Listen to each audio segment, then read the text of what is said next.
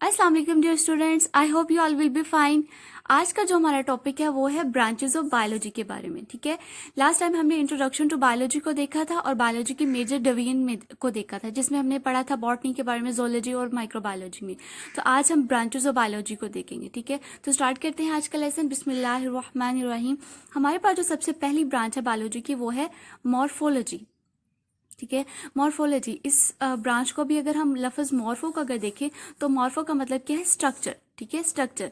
And logy का मतलब क्या है? स्टडी करना। हमने पहले भी देखा था जो लॉजी है वो ग्रीक वर्ड लगोस से ड्राइव है, जिसका मतलब क्या है? थिंक करना, थॉट या फिर स्टडी करना। तो हमने इसमें किस चीज का स्टडी करना है? स्ट्रक्चर का स्टडी करना। अगर इसकी डेफिनेशन को देखें तो it deals the study of form and structure of living organism. Form and structure, हमने इसमें किसका स्टडी करना है? लिविंग ऑर्गेनिज्म की फॉर्म एंड स्ट्रक्चर का। बेसिकली हमने इसमें क्या स्टडी करना होता है कि वो उसका एक्सटर्नल स्ट्रक्चर क्या है, उसकी फिजिकल फॉर्म के बारे में स्टडी करना होता है। ठीक है, लिविंग ऑर्गेनिज्म की फिजिकल फॉर्म है कि वो एक, अगर प्लांट की बात करें या एनिमल की बात करें तो देखने में कैसा दिखाई देता है। ठीक है, उसकी स्ट्रक्चर किस तरह की, उसका फॉर्म क्या है, उसका फिजिकल फॉर्म, उसका एक्सटर्नल स्ट्रक्चर हम जो स्टडी करते हैं। ठीक है, तो जो बायोलॉजी की मॉर्फोलॉजी बायोलॉजी की ऐसी ब्रांच है जिसमें हम लिविंग ऑर्गेनिज्म की स्ट्रक्चर का स्टडी करते हैं और उनकी फॉर्म का स्टडी करते हैं। ठीक है, फॉर्म एंड स्ट्रक्चर एक भी मतलब आएगा, तकरीबन यही मतलब है। ठीक है, यानी उसकी साखत और उसकी शक्ल और साखत के बारे में पढ़ेंगे। तो ठीक है, हम कह सकते हैं कि मॉर्फोलॉजी एक बायोलॉजी की ऐसी ब्रांच है जिसमें हम लिविंग ऑर्गेनिज्म के स्ट्रक्चर का स्टडी करते हैं, उसकी फिजिकल फॉर्म का। नेक्स्ट हमारे पास आता है एनाटॉमी। एनाटॉमी क्या होता है कि it is a study of internal structure. Internal structure का हमने यहाँ पे स्टडी करना है। यहाँ पे भी हमने लिविंग ऑर्गेनिज्म के स्ट्रक्चर का ही स्टडी करना है, लेकिन हमने इंटरनल स्ट्रक्चर का स्टडी करना है, यानी कि हमने सेलुलर लेवल पर या फिर माइक्रोस्कोपिक लेवल पे हमने उनके स्ट्रक्चर का स्टडी करना होता है। ठीक है, दोनों में डिफरेंस क्या है कि हमने इसमें भी स्ट्रक्चर का स्टडी करना है और एनाटॉमी में भी स्ट्रक्चर का स्टडी करना है, लेकिन मॉर्फोलॉजी में हमने एक्सटर्नल स्ट्रक्चर का स्टडी करना है और एनाटॉमी में हमने इंटरनल स्ट्रक्चर का स्टडी करना है। ठीक है, इसके बाद हमारे पास आता है हिस्टोलॉजी। हिस्टोलॉजी को क्या मतलब है इसका? कि बायोलॉजी की ऐसी ब्रांच है जिसमें हम माइक्रोस्कोपिक स्टडी करते हैं। किसका? टिश्यूज का हमने माइक्रोस्कोपिक स्टडी करना। अब टिश्यूज क्या होते हैं? ठीक है, टिश्यूज हमें पता है कि हमारा एक, जो अगर हम बॉडी की बात करें, एक ह्यूमन बींग की या किसी भी ऑर्गेनिज्म की बात करें, तो उसका बॉडी किससे मिलकर बना होता है? डिफरेंट सेल से मिलकर बना होता है। ठीक है ना, combination of different type of cells होता है। तो अगर सेल्स के कम्बिनेशन से जो, अगर मुख्तलिफ सेल, सिमिलर सेल जो आपस में मिले और उनका फंक्शन सेम हो तो उसको हम बोलते हैं कि इट्स टिश्यू। ठीक है, हम इसको टिश्यू का नाम देते हैं। हम टिश्यूज के बारे में नेक्स्ट पढ़ेंगे भी, लेकिन बहरहाल हम इतना ही करेंगे। फिलहाल इतना ही है कि टिश्यूज जो है वो हमारे पास, हिस्टोलॉजी जो है वो बायोलॉजी की एक ऐसी ब्रांच है जिसमें हम टिश्यूज का माइक्रोस्कोपिक स्टडी करते हैं। ठीक है, जैसे अगर मैं बात करूं, ह्यूमंस के अंदर नर्वस टिश्यू पाए जाते हैं, मस्कुलर टिश्यू पाए जाते हैं, ग्राउंड टिश्यू जो प्लांट्स में पाए जाते हैं। ठीक है, एपिथेलियल टिश्यूज भी एनिमल्स में पाए जाते हैं। ये सारे जो टिश्यूज की एग्जाम्पल में आता है। ठीक है, और इनका एक स्पेसिफिक फंक्शन होता है। तो हिस्टोलॉजी ऐसी ब्रांच है बायोलॉजी की विच deals a microscopic study of tissues.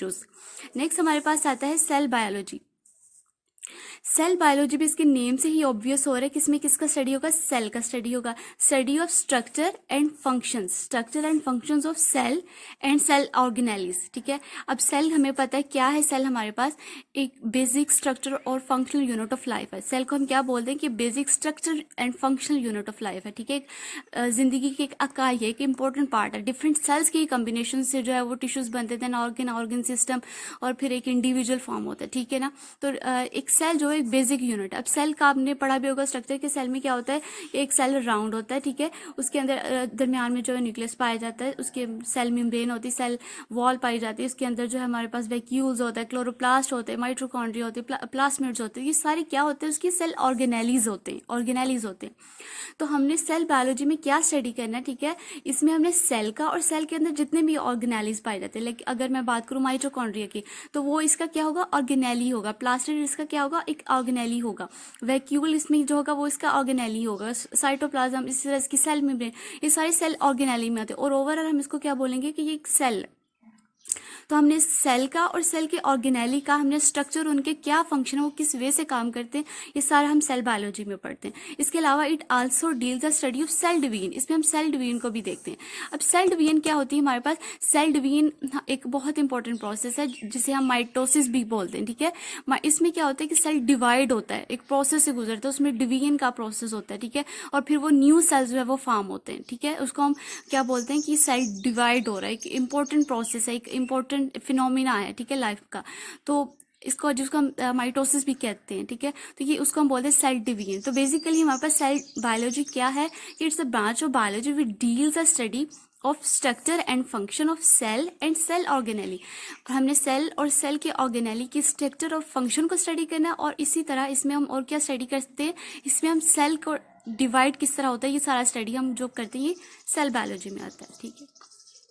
Next हमारे पास आती है फिजियोलॉजी। फिजियोलॉजी भी बायोलॉजी की एक ऐसी ब्रांच है, ये क्या है कि it deals the study of functions of different parts of living organism.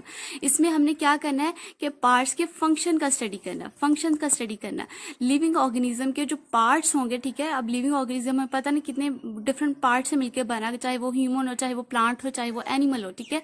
तो लिविंग ऑर्गेनिज्म के जो पार्ट्स होंगे उनका फंक्शन का स्टडी करें, उसको हम बोलेंगे फिजियोलॉजी, ठीक है। फिजियोलॉजी को और एनाटॉमी को आपस में मिक्स नहीं करना, ठीक है। मॉर्फोलॉजी और एनाटॉमी में हम किसका स्टडी करते होते हैं, हम उनका स्ट्रक्चर का स्टडी करते हैं। मॉर्फोलॉजी में एक्सटर्नल का, एनाटॉमी में इंटरनल का, जबकि हम फिजियोलॉजी की अगर बात करें तो फिजियोलॉजी में हम फंक्शंस का स्टडी करते हैं। फंक्शन का स्टडी करेंगे उसको हम बोलेंगे, ठीक है ना। फिजियोलॉजी एक फिजिक्स से लफ्ज यानी फिजिकल फॉर्म से लफ्ज निकला है, तो उसको इसका मतलब क्या है कि हमने इसके पार्ट्स का फंक्शन का स्टडी करना, तो उसको हम बोलेंगे it's a branch of biology, physiology branch है, ठीक है।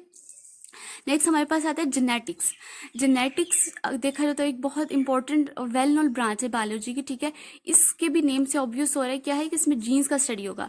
तो स्टडी ऑफ जीन्स, हम इसमें किसका स्टडी करते हैं, जीन्स का स्टडी करते हैं। अब जीन्स हमें पता है क्या है कि हम इसको यूनिट ऑफ इनहेरिटेंस भी बोलते हैं, हेरिडिटी भी बोलते हैं, हेरिडिटी का एक इकाई है, ठीक है।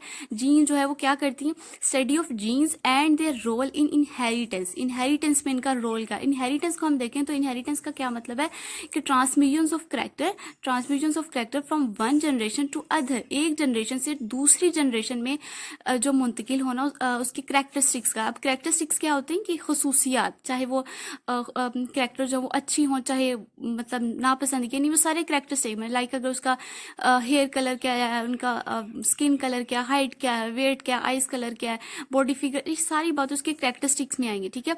तो एक पेरेंट से उसकी ऑफ स्प्रिंग में जो उसकी कैरेक्टरिस्टिक्स मुंतकिल होती है उसको हम बोलते हैं इनहेरिटेंस, ठीक है, इनहेरिटेंस। तो अब जेनेटिक्स में किसका स्टडी करते हैं, जीन्स का स्टडी करते हैं, और उनका क्या रोल है इनहेरिटेंस में, ये सारी बातें हम जेनेटिक्स में आते हैं, ठीक है। जेनेटिक्स में हम जीन्स का स्टडी करते हैं और उनका इनहेरिटेंस में क्या रोल, और इनहेरिटेंस का मतलब क्या है कि हमने कैरेक्टरिस्टिक्स का मुंतकिल होना, ट्रांसमिट होना पेरेंट्स से उनकी ऑफ स्प्रिंग में, देन उनकी ऑफ स्प्रिंग से नेक्स्ट जनरेशन में, ठीक है। तो वो क्या एक कैरेक्टरिस्टिक्स जो है वो अगली नस्ल से अगली नस्ल तक जो मुंतकिल होती है उसको हम बोलते हैं इनहेरिटेंस।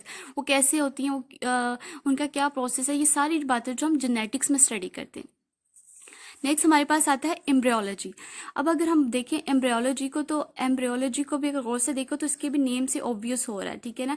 इसमें हम किसका स्टडी करेंगे, एम्ब्रियो। अगर इसको स्प्लिट करें तो इसमें क्या आ रहा है, एम्ब्रियो आ रहा है, ठीक है। एम्ब्रियो का, और लॉजी का मतलब क्या, स्टडी करना, एम्ब्रियो का स्टडी। अब बात यहाँ पे है कि एम्ब्रियो क्या होता है। एम्ब्रियो हमें पता है कि हमारे पास जो एक अनबॉर्न बेबी की बहुत अर्ली स्टेज पे जो डेवलपमेंट होती है, ठीक है, यानी एक फर्टिलाइज एग की, बेसिकली एक फर्टिलाइज एग जो है जब वो बहुत अर्ली स्टेज पे डिवाइड होना शुरू होता है, ठीक है, फॉर्म जो है अडॉप्ट करना स्टार्ट करता है, तो वो जो होता है उसको हम बोलते हैं कि इट्स एम्ब्रियो, ठीक है। वो ऑर्गेनिज्म के, हर ऑर्गेनिज्म हमें पता है कि वो रिप्रोडक्शन के प्रोसेस से तो गुजरता ही है ना, तो वो उसका जो फर्टिलाइज एग जो होता है जब वो डिवीजन उसमें स्टार्ट होती है, ठीक है, डेवलपमेंट बहुत अर्ली स्टेज पे, उसको हम बोलते हैं कि इट्स एम्ब्रियो, ठीक है। अब वो कैसे, it is the study of development of an embryo to new individual, ठीक है। एक एम्ब्रियो किस तरह से डेवलप होता है कि न्यू इंडिविजुअल में, यानी एक एम्ब्रियो को हमें पता है कि एक एम्ब्रियो जो है वो एक मतलब फर्टिलाइज एग है, ठीक है, बहुत उसकी कोई शेप नहीं, ऐसा ऐसा with the passage of time उसमें कौन कौन सा प्रोसेस होता है, ठीक है, कैसे कैसे वो बनता है, ये सारे फिर वो एंड पे एक इंडिविजुअल बन जाता है, ठीक है ना, ऑर्गेनिज्म का, चाहे वो ह्यूमन हो, चाहे एनिमल हो, चाहे प्लांट, ठीक है। तो किस तरह से जो है वो उनकी डेवलपमेंट होती है, एक एम्ब्रियो से वो किस तरह से इंडिविजुअल पूरा फॉर्म होता है, ये सारी स्टडी हम किस में करते हैं, एम्ब्रियोलॉजी में करते हैं। लिविंग ऑर्गेनिज्म ह्यूमंस में और एनिमल में जो है वो एम्ब्रियो की फॉर्मेशन होती है। तो हम इसमें एम्ब्रियोलॉजी में क्या देखते हैं कि एक एम्ब्रियो जो है वो एक इंडिविजुअल में किस तरह से जो है वो कन्वर्ट होता है, ठीक है, कैसे कैसे वो गुजरता है, कितना टाइम लगता है, कौन कौन से प्रोसेस है, ये सारी बातें जो हम इसमें स्टडी करते हैं। तो ये थे हमारे आज का लेसन जिसमें हमने इसकी बायोलॉजी की डिफरेंट ब्रांचेस के बारे में देखा, ठीक है। Morphology, anatomy, histology, cell biology, physiology, genetics और एम्ब्रियोलॉजी के बारे में, ठीक है। In the next video we will discuss about the next branches of biology. So thank you for today.